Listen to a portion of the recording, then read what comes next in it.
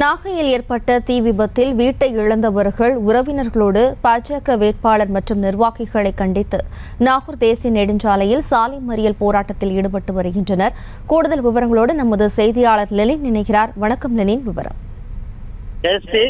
நாகை நாடாளுமன்ற தொகுதி பாஜக வேட்பாளர் ரமேஷ் தீவிர வாக்கு சேகரிப்பில் இன்று ஈடுபட்டு வருகிறார்.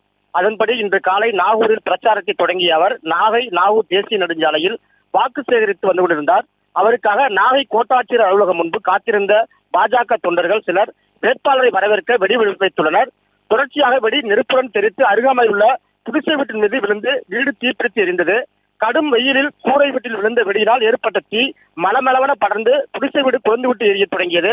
தொடர்ந்து பற்றி இருந்த தீயில் பக்கிரிசாமி என்பவரின் கூரை வீடு முழுமையாகவும் சுப்பிரமணியன் என்பவர் வீடு தீட்டு வீடு பகுதியாகவும் இருந்து நாசமானது.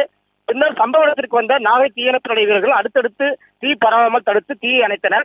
வெளிப்பாளையம் போலீசார் விசாரணை நடத்தி வந்த நிலையில் நாகை மாவட்ட வருவாய் அலுவலர் பேபி பாதிக்கப்பட்டவர்கள் நேரில் சென்று ஆறுதல் தெரிவித்து அவர்களுக்கு 10 கிலோ அரிசி, 1 லிட்டர் மண்ணெண்ணெய், வேஷ்டி தலா 5000 ரூபாய் நிதியை வழங்கினார்.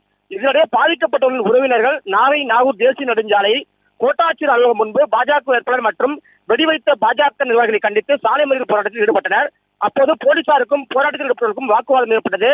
அப்போது தனது காரில் வந்த பாஜக மாவட்ட தலைவர் கார்த்திகேயன் தீயில் இருந்து சேதமடைந்த வீட்டை பார்வையிட்டார். தொடர்ந்து உறவினரிடம் கேட்டபோது அவர்கள் பாஜக மாவட்ட தலைவர் கார்த்திகேயன் சூழ்ந்து வாக்குவாதத்தில் ஈடுபட்டனர். வீட்டிற்கு முழுமையாக இழப்பீடு வழங்கினால் மட்டுமே போராட்டத்தை கைவிடுவோம், இழப்பீடு வழங்குவோம் என்று பேப்பரில் எழுதி கொடுக்க வேண்டும் என சராமரியாக கேள்வி எழுப்பினர். தொடர்ந்து அவர்களை சமாளித்த பாஜக மாவட்ட தலைவர் கார்த்திகேயன் உங்களுக்கு உரிய இழப்பீடு வழங்க வேட்பாளரை பேசியிருக்கிறேன் என்று உறுதியளித்தார். இதனிடையே பாஜக வேட்பாளரை வரவேற்று வெடிவைத்த நபர்கள் குறித்து நாகை வெளிப்பாளைய போலீசார் விசாரணை நடத்தி வருகின்றனர்.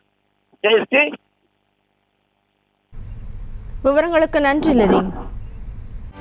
செய்திகளை உடனுக்குடனும் துல்லியமாகவும் தெரிந்து கொள்ள சப்ஸ்கிரைப் பண்ணுங்க.